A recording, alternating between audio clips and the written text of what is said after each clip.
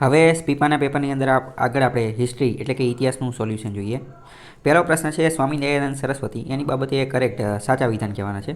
પહેલું એવું કહે છે કે સ્વામી દયાનંદ સરસ્વતીનો જન્મ ગુજરાતમાં થયો હતો. સાચી વાત, ગુજરાતના મોરબીના ટંકારા ખાતે થયેલો હતો. આમને જે છે આર્ય સમાજની સ્થાપના કરી હતી. આર્ય સમાજની સ્થાપના 1875ની અંદર કરી નાખી હતી. સત્યાર્થ પ્રકાશ નામનો જે છે એ ગ્રંથ પણ લખેલો હતો અને વેદ તરફ પાછા વળો એવું સૂત્ર આપેલું હતું. ટૂંકમાં વેદને જે છે એ માનવાવાળા લોકો હતા, વેદને માનવાવાળા લોકો. આ વસ્તુ અત્યારે પણ ઘણી બધી ચર્ચામાં હોય છે, કારણ કે ઘણા બધા લોકો જે છે ને એ આર્ય સમાજની અંદર લગ્ન કરતા હોય છે. અને આર્ય સમાજની અંદર લગ્ન કરતા હોય ને તો અત્યાર સુધી આ આર્ય સમાજમાં જે લગ્ન કરવામાં આવે ને એને માન્યતા હતી, એટલે કે એને બધા જે છે માન્યતા આપતા હતા. એના માધ્યમથી જે છે મેરેજ સર્ટિફિકેટ ને એવું બધું નીકળી જતું હતું. પરંતુ થોડા સમય પહેલાં કોર્ટે એવી ફટકાર લગાવી કે ભાઈ આર્ય સમાજ કોઈ બહુ ખતરનાક વસ્તુ નથી. એમને એવી પરમિશન કોણે આપી કે એમને બધાને લગ્ન કરાવે અને એમને લગ્નનું સર્ટિફિકેટ આપશે? એવી પરમિશન આર્ય સમાજ પાસે છે નહીં. એટલે કે આર્ય સમાજની એવી કોઈ ઓથોરિટી જ નથી. એટલે કે આર્ય સમાજ ઉપર હવે મતલબ કે આર્ય સમાજમાં લગ્ન કરેલા છે તો હાલશે, નહીં હાલે એવું કોર્ટે કહી દીધું. સુપ્રીમ કોર્ટ કઈ હતી એ મને એક્ઝેક્ટ યાદ નથી, પણ એ કદી કોર્ટ હતી, બરાબર. તો એટલે એ ત્યારે ચર્ચામાં હતું. અત્યારે અહીંયા પહેલું વિધાન તો સાચું છે. બીજું, Swami Dayanand Saraswati was against idol worship. આ તો એ વાત સાચી છે, એ મૂર્તિ પૂજાની વિરુદ્ધમાં હતા. આમે જે વેદવાળા હોય ને, જેટલા પણ વેદવાળા એ ખાલી વેદને જ સાચું માનતા હોય, બીજા બધાને ખોટું માનતા હોય. એમનું એ કહ્યું કે ભાઈ વેદ એક જ એ જ મહાન છે, બીજા બધું ખોટું. તો મૂર્તિ પૂજાની વિરુદ્ધમાં હતા, એ વાત સાચી છે. બીજું, સ્વામી દયાનંદ સરસ્વતી જે છે એ અકબરના સમકાલીન હતા. હવે આ વાત ખોટી છે. કેમ? કારણ કે સમજો કે અકબર અથવા તો અકબરને થોડી વાર માટે છોડો. મેં તમને કીધું કે આ સ્વામી દયાનંદ સરસ્વતી એમની આખી વસ્તુ જે છે ને એ 1875ની આજુબાજુની છે. ક્યારની? 1875. હવે અહીંયા ક્યાંય મેળ આવતો નથી, બરાબર. તો ઘણો લાંબો જે છે સમયગાળો જોવા મળે છે, બરાબર. આ સ્વામી દયાનંદ સરસ્વતી એ અંગ્રેજોની એની વખતે હતા, જ્યારે અકબરના સમયે તો અંગ્રેજો હજી આવવાની શરૂઆત થઈ હતી. તો ત્રીજું ખોટું છે, પહેલાં બે જે છે એ સાચા છે. આગળ હવે વાત કરીએ તો આ કેની વાત કરે છે? સન ટેમ્પલ, ઓડિશામાં જે આ સૂર્ય મંદિર આવેલું છે એની થોડી ઘણી વાત કરે છે. પહેલું એમ કહે છે કે ગંગા વંશનો, ઈસ્ટર્ન ગંગા ડાયનેસ્ટી, પૂર્વીય ગંગા વંશનો રાજા હતો કયો? મહાદેવ વર્મન. એના દ્વારા બનાવવામાં આવેલું હતું. અને બીજી વાત કરે છે કે કલિંગ સ્ટાઇલની અંદર જે છે એ આ બનાવવામાં આવેલું છે. બેમાંથી કયું વિધાન સાચું છે? તો એ પહેલાં જોઈએ કે આ કોણે બનાવેલું છે? કિંગ નરસિંહદેવે બનાવેલું છે. ઈસ્ટર્ન ગંગા ડાયનેસ્ટી, એ વાત તો બિલકુલ સાચી છે, ઈસ્ટર્ન ગંગા. પરંતુ નામ શું હતું? નરસિંહદેવા હતા. ભાઈ અહીંયા તો કંઈક બીજું જ આપેલું છે. શું આપેલું છે? મહેન્દ્ર વર્મન. તો પહેલું ખોટું છે, બીજું સાચું છે. કલિંગ સ્ટાઇલની અંદર બનેલું છે. અહીંયા જે આર્કિટેક્ચર એટલે કે બાંધકામની સ્ટાઇલ અથવા તો ટેમ્પલ, મંદિર બનાવવાની અલગ અલગ સ્ટાઇલ હતી. મથુરા સ્ટાઇલ, પછી દ્રવિડ સ્ટાઇલ. તો મથુરા સ્ટાઇલને, દ્રવિડ સ્ટાઇલને, આ બધાની ઉપર મેં એક અલગ અલગ વિડીયો બનાવેલો છે. એમાંની જે એક સ્ટાઇલ હતી કઈ, તો કે આ કલિંગ સ્ટાઇલ. તો એની ઉપર અલગ વિડીયો બનાવેલો છે, તમે જોઈ લેજો એટલે તમને ખ્યાલ આવી જાય કે આખો મુદ્દો શું હતો એ. આગળનો પ્રશ્ન જોઈએ તો આગળનો પ્રશ્ન છે બિરસા મુંડાની બાબતે જે છે 2-3 વિધાન આપેલા છે, એ આપણે કહેવાનું છે. પહેલું વિધાન એવું કહે છે કે એમને એક સ્લોગન, સૂત્ર આપેલું હતું. શું સૂત્ર આપેલું હતું? કે રાણીના રાજ્યનો અંત આવે અને આપણું રાજ્ય સ્થાપિત થાય. એટલે કે let the kingdom of the queen be ended and our kingdom be established. રાણી એટલે આ કયા રાણીની વાત કરે છે? તો કે બ્રિટનના જે રાણી હતા, અંગ્રેજોએ આપણને ગુલામ બનાવ્યા હતા એની વાત કરે છે. બીજી વાત કરે છે કે એમનું મૃત્યુ થયું હતું અંદમાનની જેલની અંદર. જ્યારે એમને પૂરી દીધેલા હતા ત્યારે એમનું મૃત્યુ થઈ ગયું. તો વાત કઈ સાચી છે? પહેલું એક જ સાચું છે, બીજું ખોટું છે, કારણ કે અંદમાનની જેલને એમને કંઈ લેવા દેવા છે નહીં. આ બિરસા મુંડા જે છે એ એક આદિવાસી સમાજના બહુ મહાન નેતા થઈ ગયા. એમને ભગવાન તરીકે પણ માનવામાં આવે છે, બરાબર. અને ઝારખંડવાળો વિસ્તાર જે છે ને ત્યાં આમનો ખૂબ જ દબદબો હતો. આદિવાસી સમાજની અંદર ઘણી મોટી મોટી ચળવળ ને એવું બધું કરેલું હતું, સત્યાગ્રહ ને એવું બધું પણ કરેલું હતું. ખાલી એટલું મેં તમને કહી દીધું, એના આધારે અંદાજ લગાવી દો કે એ ઝારખંડવાળા લોકો આમને ભગવાનનો દરજ્જો આપેલો હતો. તો કોઈને ભગવાનનો દરજ્જો આપો તો કંઈક નેક્સ્ટ લેવલની વસ્તુ કહેવાય. એના આધારે અંદાજ લગાવો કે એ વ્યક્તિનું વ્યક્તિત્વ, પર્સનાલિટી કેવી હશે. બિરસા મુંડાની વાત કરીએ તો મેં તમને કીધું કે એ મુખ્યત્વે મુંડા ટ્રાઇબથી બિલોંગ કરતા હતા. મુંડા જે છે એક જનજાતીય સમૂહ છે અને એમને મોટે ભાગે જે મૂવમેન્ટ, ચળવળો જે બધી ચલાવેલી હતી એ મિલેનિટેરિયમ હતી, અથવા તો કેવી હતી? તો કે ધર્મના આધારે પણ હતી. અને એમને વાયોલન્સ, હિંસાનો સહારો લીધેલો હતો કે ભાઈ દે ધનાધન, બંદૂક, ગોળીબારને એવું બધું ગમે એ લેતા હો અને બ્રિટિશ રાજને ઉડાડવાની વાત હતી. બીજી વાત કરીએ તો આ મેં તમને કીધું કે એમને મુખ્યત્વે ક્યાં જોડાયેલા હતા? તો કે આ જે ઝારખંડવાળો વિસ્તાર હતો ને, અત્યારે ખૂંટી ડિસ્ટ્રિક્ટની અંદર આવે છે, અહીંયા એમને જોડાયેલા હતા. અને એમનું મૃત્યુ જો અહીંયા આપેલું છે કે એમનું મૃત્યુ ક્યાં થયેલું હતું? તો કે રાંચી નામની જગ્યાથી અત્યારનું જે રાંચી જે છે ને ઝારખંડની અંદર અહીંયા થયેલું હતું. આ તો એમ કહે છે અંદમાનમાં થયું હતું, તો એને કાંઈ લેવા દેવા નથી. ઝારખંડ ને રાંચી તો અત્યારે, બાકી એ સમય તો એ બંગાળનો જ ભાગ હતો. આગળ વાત કરીએ કે આ જે બિરસા મુંડા જે છે એ સાલગાની અંદર જે છે એમના એક ટીચર હતા જયપાલ નાગી, એમની પાસેથી એમણે શિક્ષણ મેળવેલું હતું. આગળ બિરસા મુંડા જે છે એમને ખ્રિસ્તી ધર્મ પણ અંગીકાર કરેલો હતો અને પછી જર્મન મિશન સ્કૂલની અંદર જે છે ત્યાં પણ શિક્ષણ મેળવેલું હતું. જોકે આગળ જતાં પછી એ શિક્ષણ છોડી દીધેલું હતું, મતલબ કે ટૂંકમાં શિક્ષણ તો મેળવેલું હતું. શિક્ષણ તો અત્યંત મહત્ત્વની વસ્તુ છે, શિક્ષણ મેળવે તો જ તે પૈકી આગળ જઈ શકે. જો અહીંયા આપેલું કે આ જે સ્લોગન જે છે અહીંયા જ આપેલું છે કે let the kingdom of the queen be ended and ever. તો અહીંયા જે પૂછેલું હતું એ જ અહીંયા આપેલું છે. બ્રિટિશ વિરુદ્ધનું જે છે સ્લોગન જે છે એ આપેલું હતું. આ જે છે એમના સન્માનની અંદર આ એક ટપાલ ટિકિટ જે છે એ પણ બહાર પાડવામાં આવેલી હતી. નવેમ્બર 2021ની અંદર યુનિયન કેબિનેટ એવું નક્કી કરેલું હતું કે હવે આપણે આજે 15 નવેમ્બરનો જે દિવસ છે એને કે 15 નવેમ્બર એ બિરસા મુંડાની જન્મજયંતિ છે, બર્થ એનિવર્સરી છે, એને આપણે જનજાતીય ગૌરવ દિવસ તરીકે ઓળખીશું. આ પ્રશ્ન આની પહેલાં એકવાર એકાદી પરીક્ષામાં પૂછાઈ ગયો હતો કે આ જનજાતીય ગૌરવ દિવસ અથવા આદિવાસી દિવસ અથવા તો ભાઈ આ બિરસા મુંડાનો જન્મદિવસ કયો છે, તો એ આ 15 નવેમ્બર અને એ તો જનજાતીય ગૌરવ દિવસ તરીકે ઓળખવામાં આવે છે. બીજું એમની જે બર્થ એનિવર્સરી હતી ને એ અત્યારે આ ટ્રાઇબલ લોકો દ્વારા અત્યારે તે મૈસૂર અને આ બધા કર્ણાટકની અંદર ત્યાં બધે ઉજવવામાં આવે છે. અલગ અલગ જગ્યાએ જે છે એ ઉજવવામાં આવતી હોય છે, ખાસ કરીને તો ઝારખંડની અંદર. બીજી વાત કરીએ ને તો આ ઝારખંડની અંદર જે એરપોર્ટ આવેલું છે ને એનું આ રાંચીની અંદર એનું નામ એ બિરસા મુંડા એરપોર્ટ જ છે. પછી આ સિંદરી કે જ્યાં રાસાયણિક ખાતરનું કારખાનું આવેલું છે ઝારખંડની અંદર હતી, ત્યાં તે Birsa Munda institute of technology પણ આવેલી છે. પછી આ સીધો કાન્હો બિરસા યુનિવર્સિટી પણ આવેલી છે અને એગ્રીકલ્ચર યુનિવર્સિટીની આ બધું પણ એના નામ ઉપર જે છે એ બનાવેલું છે. તો આ થોડુંક કામની વસ્તુ છે. અમુક વાર આવા પ્રશ્ન પણ પૂછાતા હોય છે કે આ વોર ક્રાઇમ શું છે ને એવું બધું.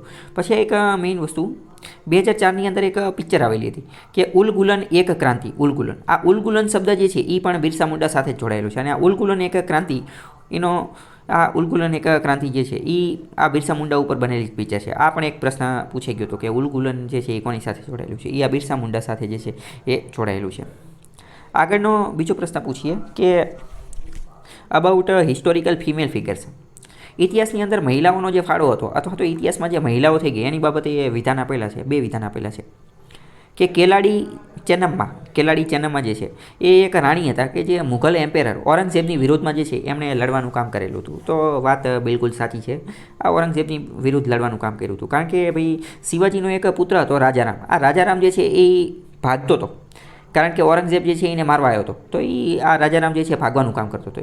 તો એ ભાગતો હતો પણ કોઈને સંઘરતું નહોતું, મતલબ કે કોઈને રાજ્યાશ્રય આપતું નહોતું. કારણ કે કોઈ પણ રાજા જો એને રાખે તો એને ખબર પડી જાય કે પરબારો ઔરંગઝેબ જે છે અમારી ઉપર હુમલો કરી દેશે, એટલે કોઈ આને રાખતું નહોતું. પરંતુ આ કેલાડી ચેન્નમ્મા કે તું મારી પાસે આશરો માંગીને આવ્યો છો તો મારે મારા ધર્મનું પાલન કરવું પડે, એટલે કે મારું કર્તવ્ય છે કે તને સાચવો. પછી સામે ઔરંગઝેબ હોય કે ગમી હોય તો એને કોઈ પણની ચિંતા કર્યા વગર રાજારામને જે છે એ પોતાના ધર્મનું પાલન કરવા માટે આશરો આપી દીધો અને ઔરંગઝેબ સામે પછી લડવું પડ્યું. કંઈક એવી હતી. તો આવી સ્ટોરી મેં તમને કહી દીધી. આ સ્ટોરી એટલા માટે કીધી કે હવે બીજી વાર પ્રશ્ન એવો પૂછાઈ જાય કે આ કેલાડી ચેન્નમ્મા જે છે એમને આ રાજારામને આશ્રય આપેલો હતો, તો એ વાત સાચી પડી જશે. એ બંનેનું શું કનેક્શન હતું, બંને કોન્ટેમ્પરરી સમકાલીન હતા, એવો પ્રશ્ન પણ પૂછાઈ જાય. તો આવા અલગ અલગ પ્રશ્ન જે છે એ પૂછાતા. આગળ વાત કરીએ કે કિત્તુર ચેન્નમ્મા વોઝ ધ ક્વીન. આ કિત્તુર ચેન્નમ્મા જે છે એ પોર્ટુગીઝોની વિરુદ્ધ એમને લડવાનું કામ કરેલું હતું. તો આ વાત ખોટી છે, કારણ કે આ કિત્તુર ચેન્નમ્મા જે છે એણે પોર્ટુગીઝો નહીં પરંતુ ઈસ્ટ ઇન્ડિયા કંપનીની વિરુદ્ધમાં એમને લડવાનું કામ કરેલું હતું. બંને શું છે, બંને અત્યંત મહત્ત્વની વસ્તુ છે. આજે એ હમણાં પણ ચર્ચામાં હતું. જો the queen who challenge the Aurangzeb, આ એ તે ક્વીનની વાત કરે છે. કયા ક્વીન? તો કે રાની ચેન્નમ્મા તો બહુ ખતરનાક લેવલના વ્યક્તિ છે. કેમ? કારણ કે ભાઈ ઔરંગઝેબ એ સમયે બહુ ખતરનાક ગણવામાં આવતો હતો, તો એને તે જે છે એ ચેલેન્જ કરી દીધી, તો જોરદાર કહેવાય.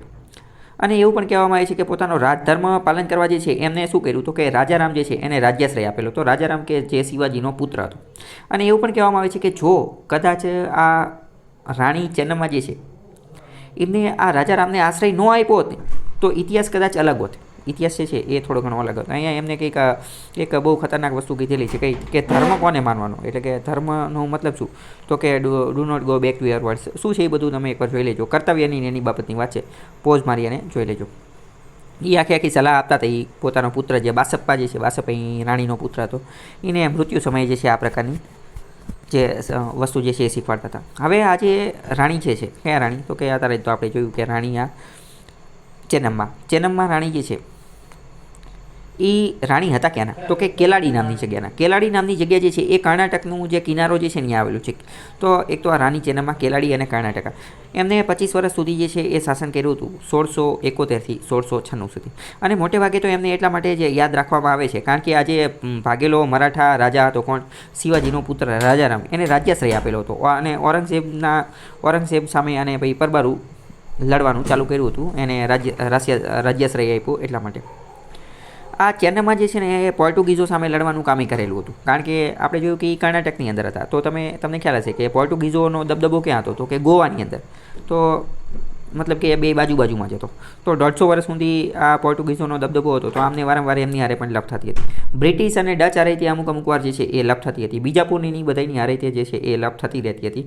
વારંવાર આવું બધું લપ થતી રહેતી હતી. પોર્ટુગીઝો જે છે એની હારે આમને વેપાર ચાલતો હતો અને મોટે ભાગે આ રાણી જે છે એ વેપાર કરતા હતા. પેપર એટલે કે મરીનો વેપાર કરતા હતા. એટલે પોર્ટુગીઝો મોટે ભાગે જે છે એને પેપર ક્વીન તરીકે પણ ઓળખતા હતા કારણ કે આ રાજા જે છે આ રાણી અથવા તો અહીંયાનું જે રાજ્ય એ મોટે ભાગે પેપર જે છે એ વેચતા હતા.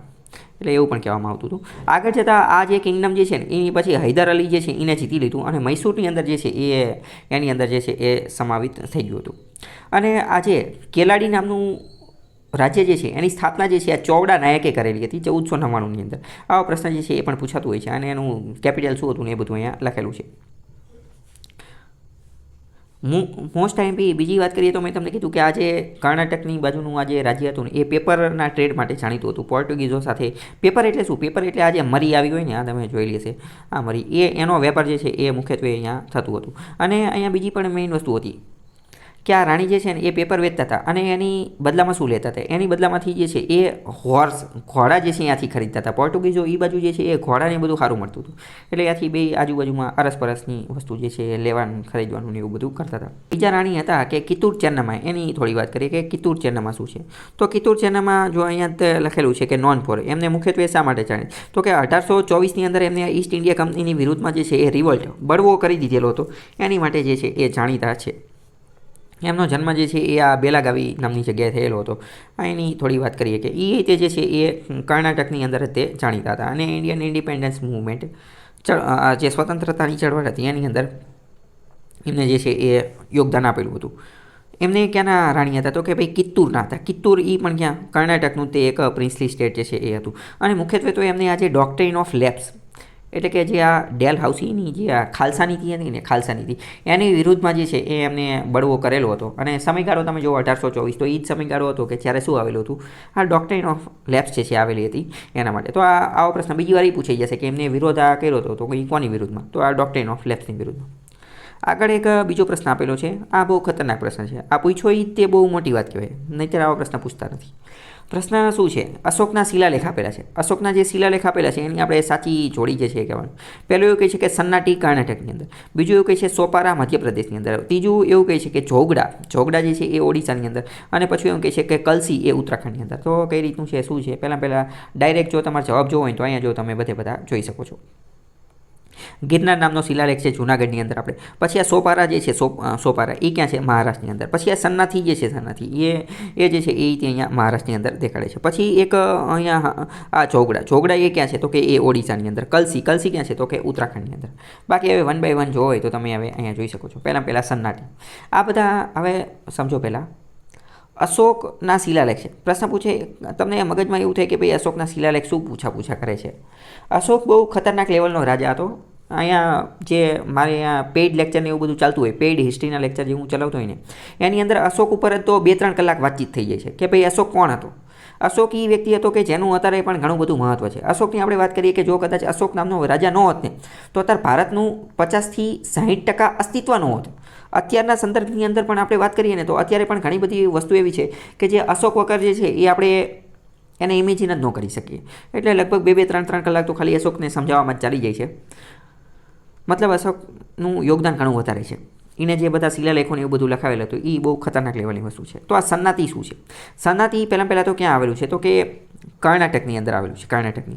કર્ણાટકની અંદર તે ખાસ કરીને ભીમા નદીના કિનારે આવેલું છે અને અહીંયા એક શિલાલેખ આવેલો છે.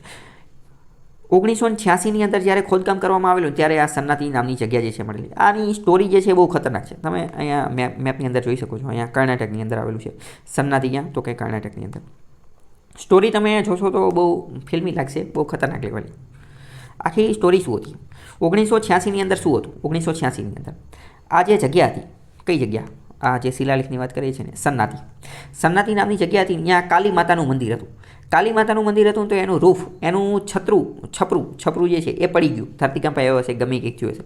જેવું એ રૂફ, છત્રી જે છે એ પડી ગઈ ને, એના કારણે નીચેનો કોમ્પ્લેક્સ, એટલે કે નીચેનું જે ઓલું ફળિયું આપણે જેને કહીએ ને, એ પડી ભાંગ્યું, એ ડેસ્ટ્રોય થઈ ગયું. મૂર્તિ બધું તૂટી ગયું. અને અંદરથી નીચેથી જે છે એક નવો જ ઇતિહાસ બહાર આવ્યો. અશોકના 4 જેટલા જે શિલાલેખો એડિક્ટ જે છે એ બહાર આવ્યા. અંદરથી બીજા ઘણા બધા જે છે એ બ્રાહ્મી સ્ક્રિપ્ટ અને પ્રાકૃત ભાષાની અંદર ઘણા બધા એડિક્ટ શિલાલેખો બહાર આવ્યા. અંદરથી ઘણા બધા જે છે એ મૂર્તિઓને એવું બધું બહાર આવ્યું. ઘણા બધા સ્તૂપ, મહાસ્તૂપ ને એવું બધું બહાર આવ્યું. બહુ ખતરનાક લેવલની વસ્તુ કે મંદિર. અત્યારે તો આપણે એવી વાત ચાલતી હોય છે, શું વાત ચાલતી હોય કે ભાઈ આ બાબરી મસ્જિદ જે છે એનો વિવાદ અત્યારે તો સુલઝાઈ ગયો કે ના હવે અહીંયા રામ મંદિર બનશે. પરંતુ આ તો બહુ ખતરનાક વસ્તુ થઈ ગઈ કે કાલીનું મંદિર હતું, એની નીચેથી બૌદ્ધ સ્તૂપના એના પુરાવા મળ્યા.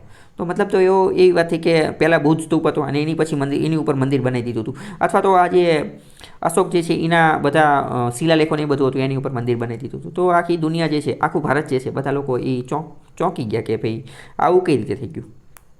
બીજા જોગડા જે ઓડિશાની અંદર આવેલું છે, ત્યાં લગભગ 14 જેટલા એડિક્સ, 14 જેટલા શિલાલેખો જે છે મળેલા છે.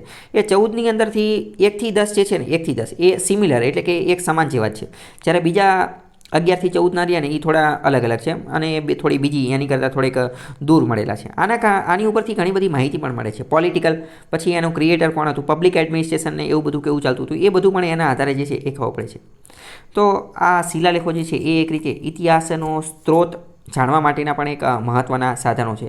તો એ પણ તમને ખબર હોવી જોઈએ. આ બધાની અંદર ધમ્મનીતિ જે છે એનો પ્રચાર કરવાની એવી બધી કોશિશ કરેલી છે. ધમ્મનીતિ એટલે આજે બૌદ્ધ ધર્મની નીતિ હતી એ જ, શું કરવાનું શું નહીં કરવાનું, તો કે પ્રેમ ને અહિંસા ને કરુણા ને સ્નેહ ને આ બધાની નીતિ રાખવાની ને પ્રાણીઓની એની હિંસા નહીં કરવાની, એ બધી નીતિ હતી.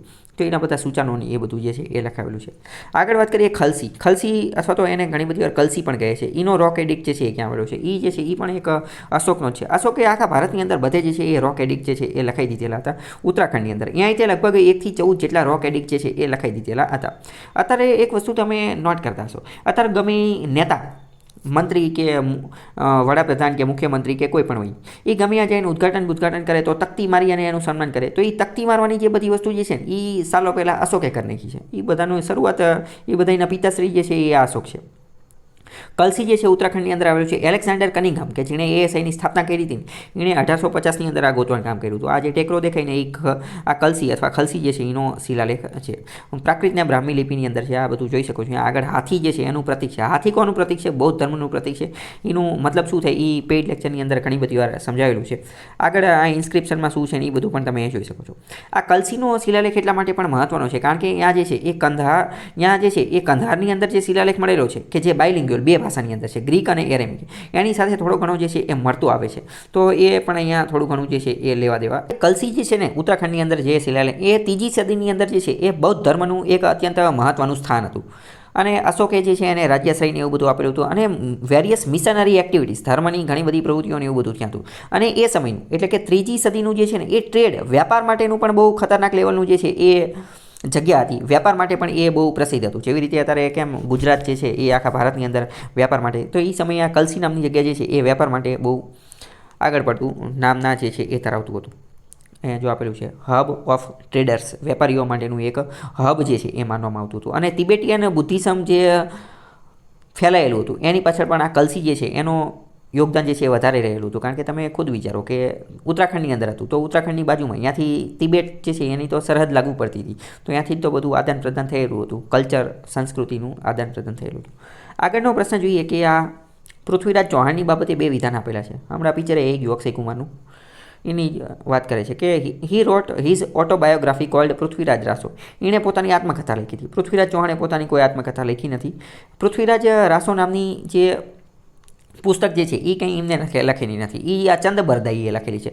ચંદબરદાઈ જે છે ને એ એનો કોર્ટ પોએટ હતો, એટલે કે એનો દરબારી કવિ હતો. એક બીજી પણ પુસ્તક છે રાજતરંગિણી, એ કલ્હણ દ્વારા લખવામાં આવેલી છે. એ આવો પ્રશ્ન પણ પૂછાતો હોય છે.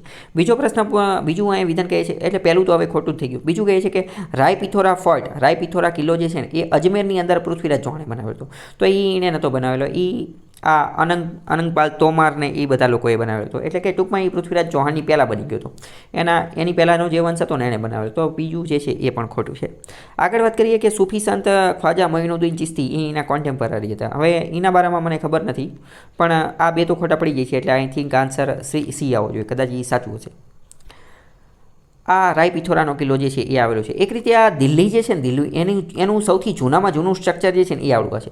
દિલ્હી જે છે એ ઘણી બધી વાર બનેલું છે, ઘણી બધી વાર તૂટેલું છે, ફરીથી બનેલું છે. સમજો, કારણ કે સૌથી પહેલાં જે આ તોમર વંશના જે લોકો હતા ને એમને આવેલા હતા. એની પછી આ પૃથ્વીરાજ ચૌહાણને એ બધા જે છે એ આવ્યા. એની પછી આપણે આ દિલ્હી સલ્તનતને એ બધું આવી ગયા. પછી આ મોહમ્મદ બિન તુઘલકને, આ અલાઉદ્દીન ખિલજીને એ અલગ અલગ લોકો આવ્યા. પછી આ લોધી વંશને એ બધા, પછી આપણે આ મુઘલને એ બધા, પછી અંગ્રેજોને એ બધા, અને અત્યારે જે આ આપણે જે સરકાર જે છે એમનું પણ પાર્લામેન્ટ હાઉસ જે છે એ અહીંયા જ છે. તો આ બધા અલગ અલગ લોકો જે છે એ બધા અહીંયા આવેલા છે. અનંગપાલ તોમર જે છે એમને આ કિલ્લો જે છે એ બનાવેલો હતો. કયો તો કે આ લાલકોટ તરીકે પણ ઓળખાય છે, અથવા એ કિલ્લો જે છે એનું કિલ્લા રાયપિથોરા તરીકે પણ ઓળખાય છે. એ ક્યાં આવેલો છે? મહેરોલીવાળો વિસ્તાર જે છે ત્યાં આવેલો છે. મહેરોલી એ જગ્યા છે કે જ્યાં આયરન પિલર, એટલે કે આ જે કુતુબ મિનાર જે છે ને એ વાળો વિસ્તાર જે છે ત્યાં તે કે જ્યાં લોહસ્તંભ પણ આવેલો છે. એ જ લોહસ્તંભ છે કે જેને હજી સુધી કાટ લાગેલો નથી. મતલબ કે દિલ્હીનું સૌથી જૂનું સ્થાપત્ય કંઈ, તો અહીંયા તમે એ બધાના ફોટા પણ જોઈ શકો છો. બાકી આગળનો પ્રશ્ન એ પૂછે છે કે છત્રપતિ શિવાજીના સમકાલીન નીચેનામાંથી સંત કયા હતા? તો એના સમકાલીન સંત જે છે એ તો તુકારામ હતા. પ્રશ્ન ઘણી બધી વાર એ પણ પૂછે છે કે મેઇન્સ માટેની થોડી વાત કરીએ તો કે શિવાજીએ જે આ મરાઠાનો ઉદ્ભવ કરેલો હતો, મરાઠાને કોન્સોલિડેટ એકત્રીકરણ કરેલું હતું, તો એમાં આ બધા જે સંતો હતા ને એમને પણ ઘણો મહત્ત્વનો રોલ અદા કરેલો હતો. તો પ્રશ્ન એ પૂછે કે એમાં એમનો શું રોલ હતો? તો 10 માર્કની અંદર લખવાનું હોય તો તમને ખબર હોવી જોઈએ. એની માટે એક અલગ વિડીયો પણ બનાવેલો છે અને ઘણી બધી વાર એની પેઇડ લેક્ચરમાં પણ વાત કરેલી છે. તુકારામ 17મી સદીના હિન્દુ સંત હતા અને મહારાષ્ટ્રની અંદર ભક્તિ મુવમેન્ટ હતી ને એની સાથે જોડાયેલા હતા. આ તુકારામ જે છે ને એ ટૂંકા બારૈયા, તુકોબા એ બધા તરીકે જાણીતા હતા. શિવાજીના સમકાલીન હતા. અને આ વારકરી નામના એક સંત હતા, અથવા વારકરી નામનો એક સંપ્રદાય છે, એના ફોલોઅર હતા. વારકરી શું છે એની ઉપર એક અલગ વિડીયો જે છે એ વિડીયો બનાવેલો છે, એ તમે જોયો. ઇગેલિટેરિયનને માનતા હતા. ઇગેલિટેરિયનનો મતલબ શું? એનો મતલબ કે સમાનતા. બધા ધર્મ સમાન છે, બધા લોકો સમાન છે, જાતિ જ્ઞાતિ એનો ભેદભાવ હોવો જોઈએ નહીં. પછી આ અભયંગ નામની વસ્તુ જે છે, અભયંગ શું છે? તો અભયંગ એક પ્રકારના કવિતા હતી, પોએટ્રી હતી, પરંતુ એ કેવી ડેવોશનલ, એટલે કે ભક્તિમય કવિતા હતી. એ બનાવવાનું કામ જે છે એ આ તુકારામે કરેલું હતું. પછી અલગ અલગ કીર્તન બનાવેલા હતા. કીર્તન એટલે કે ભગવાનને ભજવા માટેના ગીતને એવું બધું બનાવેલું. તો એ પણ આ તુકારામે જે છે એ બનાવેલા હતા. તુકારામે શિવાજીને પણ ઘણી બધી મદદ કરેલી હતી. 41 વર્ષની ઉંમર હતી ને ત્યારે એમની હત્યા કરી નાખી હતી. એક બ્રાહ્મણ વ્યક્તિ હતો ને, બ્રાહ્મીણ મોંગ, એણે આમની હત્યા કરી નાખેલી હતી. હવે તમારે ખુદ વિચારવાનું કે આમની કેમ હત્યા કરી હશે? કારણ કે બ્રાહ્મણ ધર્મને જે છે આ નડતા હતા, તો એના કારણે હત્યા કરી નાખી હતી. એવો પ્રશ્ન પણ પૂછી શકે. આગળ બીજો પ્રશ્ન શું છે કે બાલ હત્યા પ્રતિબંધક ગૃહ એવું કંઈક લખેલું છે, અહીં ઇંગ્લિશમાં વાંચવું પડશે. Home for the prevention of infanticide. ઇન્ફેન્ટિસાઇડનો મતલબ શું થાય? બાળ હત્યા. પહેલાં તમને ખ્યાલ હશે કે ભારતની અંદર બાળ હત્યા, શિશુ હત્યા, ભ્રૂણ હત્યા એવું બધું કરી નાખવામાં. ખાસ કરીને તો બાળકીને દૂધ પીતી કરી નાખવામાં આવતી હતી. જો બાળકી જન્મે તો તરત જ એમને જે છે એ દૂધમાં ડૂબાડી અને મારી નાખવામાં આવે, તો એને કહેવાય ઇન્ફેન્ટિસાઇડ. તો આ બાળ હત્યા પ્રિવેન્ટ કરવા માટે, એને અટકાવવા માટે હોમ એટલે કે હાઉસ એટલે કે ઘર બનાવેલું હતું. તો આ ઘર કોને બનાવેલું હતું એની બાબતનો પ્રશ્ન છે. પહેલો એમ કહે છે કે આ ઘર જે છે હોમ ફોર પ્રિવેન્શન ઓફ ઇન્ફેન્ટિસાઇડ એ દિલ્હીમાં હતું. તો એ વાત ખોટી. એ દિલ્હીમાં નહોતું, એ પૂનાની અંદર, એ મહારાષ્ટ્રની અંદર હતું ટૂંકમાં. અને એ જ્યોતિરાવ ફૂલે અને સાવિત્રીબાઈ ફૂલે બનાવેલું હતું. તો એ વાત બિલકુલ સાચી છે. Home for the prevention of infanticide એટલે કે બાળ હત્યા પ્રતિબંધક ગૃહ બનાવેલું હતું, એ એમને બનાવેલું હતું. એ વાત બિલકુલ સાચી છે. થોડીક વાત કરીએ કે આ જ્યોતિબા ફૂલે અને સાવિત્રીબાઈ ફૂલે એ કોણ હતા? બહુ મહાન વ્યક્તિ હતા, બહુ ખતરનાક સોશિયલ રિફોર્મર હતા, સામાજિક કાર્યકર્તા હતા, સમાજને સુધારવાનું કામ કરેલું હતું. જ્યોતિબા ફૂલે એક પુસ્તક લખેલી હતી ગુલામગીરી. પુસ્તક વાંચો તમને લાગે કે શું લખેલું છે? બહુ ખતરનાક લેવલની વસ્તુ લખેલી છે. એ તો સમજો તે અત્યારે વાંચો તો તમને એવું લાગે કે અત્યારે તમે કદાચ ગુલામગીરીના 1-2 ડાયલોગ જે છે અથવા 1-2 પેરેગ્રાફ જે છે એ કોઈને સમજાવો, ગામડાની અંદર જઈને બોલો, તમને મારવા દોડે અત્યારના સમયની અંદર. તો તમે ખુદ વિચાર કરો કે ભાઈ જ્યોતિબા ફૂલે એ સમયની અંદર, અંગ્રેજોના સમયની અંદર ગુલામગીરી નામની પુસ્તક લખી કે એ સમયે સમાજ એટલો ખતરનાક રૂઢિચુસ્ત હતો, તો એ સમયે કેવી હાલત હશે. મેં તમને કીધું છું કે તમે ખાલી પુસ્તક વાંચજો, ગુલામગીરી વાંચજો, અને ગુલામગીરીના 1-2 પેરેગ્રાફ કદાચ તમે અત્યારે તે ગામડાની અંદર નાનું એવું ગામડું હોય અને આ જઈને કોઈને કહી દો, કોઈ પૂજારીને અથવા કોઈ મંદિરનો અથવા મસ્જિદનો કોઈ પણ ધાર્મિક વ્યક્તિ હોય ને એને તમે કહી દો તો એ તમને મારવા દોડે. કારણ કે આની અંદર એટલું બધું સાયન્ટિફિક બાબત લખેલી છે, એટલું તર્ક વાળી વસ્તુ જે છે લખેલી છે. હું તો કહીશ કે તમને કોઈક દિવસ ટાઈમ મળે ત્યારે વાંચજો. બીજી વાત કરીએ, સાવિત્રીબાઈ ફૂલે બહુ ખતરનાક વ્યક્તિ. કઈ રીતે? વિમેન એમ્પાવરમેન્ટ, મહિલા સશક્તિકરણ માટે અને વિમેન એજ્યુકેશન, મહિલાઓના શિક્ષણ માટે જે છે બહુ ખતરનાક લેવલની વસ્તુ કરેલી છે. સૌ પ્રથમ મહિલાઓ માટે શિક્ષણ માટેની જો કોઈ સ્કૂલ શરૂ કરેલી હોય ને તો એ સાવિત્રીબાઈ ફૂલે કરેલી હતી. પરંતુ આ બધા જનરલી લોકો જે છે એ લોઅર કાસ્ટ, નીચલી જાતિમાંથી આવતા હતા, એટલે આમનું એટલું બધું જે છે ઇન્ફ્લુઅન્સ, મહત્વને એવું બધું હોતું નથી, આમના પ્રશ્નોને એવું બધું પૂછાતું નથી અને એવું બધી ગણકારવામાં આવતું નથી હોતું, બરાબર. પણ પ્રશ્ન પૂછાયેલો હોય અથવા તો કંઈક લખવાનું હોય તો તમે આ બધાના નામ જે છે એ લખી શકો છો. નિબંધને એવું બધું લખવાનું હોય તો અહીંયા તમે આનો ઉલ્લેખ ખાસ કરી શકો છો કે સાવિત્રીબાઈ ફૂલે એ સમયની અંદર જે છે એ મહિલાઓ માટેની જે છે એ સ્કૂલ બનાવેલી હતી. મહિલાઓ માટેની સ્કૂલ જે છે એનામાં કેવું હતું કે આમને જઈને તો એકારે 2 સાડી લઈને જતા હતા. કારણ કે એક સાડી જે પહેરેલી હોય એ પહેરીને જ્યારે ભણાવવા જાય ને તો આજુબાજુમાં બધા જે વિરોધ કરવાવાળા લોકો રહ્યા ને એ કાદવ કીચડ ફેંકી અને આમની ઉપર ફેંકતા હતા, એટલે એ સાડી તો અહીંયા જતા જ બગડી જાય, એટલે પછી એ સાડી બદલવી પડે. તો first ever infanticide prohibition home of India. મેં તમને કીધું કે બાળકીને દૂધ પીતી કરતા હતા, અથવા ઘણી બધી વાર કોઈ વિધવા તો એ જો પ્રેગ્નન્ટ થઈ જાય તો એને બાળકને જન્મ નહોતો આપવા દેતા, તો એ બધા મતલબ કે એ બાળકોની ભ્રૂણ હત્યા પેટમાં મારી નાખતા હતા. તો એ બધાને બચાવવા માટે સાવિત્રીબાઈ ફૂલે જે છે એ આગળ આવેલા હતા. આવું બધું મુખ્યત્વે શા માટે થતું હતું? આ બધી વસ્તુની પાછળનું કારણ હતું બ્રાહ્મણિકલ સોસાયટી. બ્રાહ્મણ ધર્મની અંદર જે છે જે કુરિવાજો પ્રવર્તતા હતા, આપણા જે ધર્મશાસ્ત્રોનું જે ખોટી રીતે અર્થઘટન કરવામાં આવેલું હતું અને એવું કીધું ભાઈ ધર્મમાં આવું લખેલું છે ને ઓલું લખેલું છે ને સતી થવું પડશે ને આપણે બાળકી જે છે એને દૂધ પીતી કરવી પડશે ને આવી બધી વસ્તુ હતી. 1થી વધારે લગ્ન કરવાના, આવા ઘણા બધા બ્રાહ્મણ ધર્મની અંદર કુરીતિઓ હતી, એને ડામવા, એના કારણે તો આ બધું જોવા મળતું હતું. તો પછી એની વિરુદ્ધમાં મોરચો જે છે ખોલેલો હતો. કોણે? સાવિત્રીબાઈ ફૂલે અને જ્યોતિબા ફૂલે. જાતિવાદને એવું બધું પણ જોવા મળતું હતું. ક્લાસ એટલે ઊંચ નીચ, અમીર અને ગરીબ વચ્ચે પણ આવી બધી વસ્તુ જે છે જોવા મળતી હતી. પેટ્રીઆર્કી, પિતૃસત્તાત્મક સોસાયટી હતી. મહિલાઓને તો કોઈ એટલા બધા અધિકાર જ નહોતા. તો મહિલાઓના અધિકારની અંદર કોઈએ જો ખતરનાક લેવલની લડત આપેલી હોય તો કોણે? એ આમને આપેલી હતી સાવિત્રીબાઈ ફૂલે.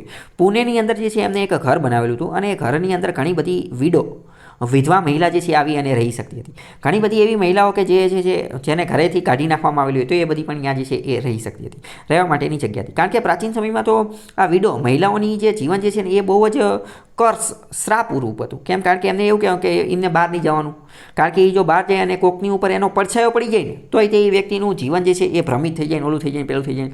આવી બધી અફવા ને એવું બધું જે છે એ ફેલાવવામાં આવેલું હતું. તો એ બધા લોચા હતા. પણ સાવિત્રીબાઈ ફૂલે એમની માટે શેલ્ટર, ઘર બનાવી દીધું અને એમને આ રાખવાની એવી બધી વસ્તુ જે છે એ આપેલી હતી. બાળકો અહીં તે રાખતા હતા, એ અહીંયા તમે વાંચી શકો છો.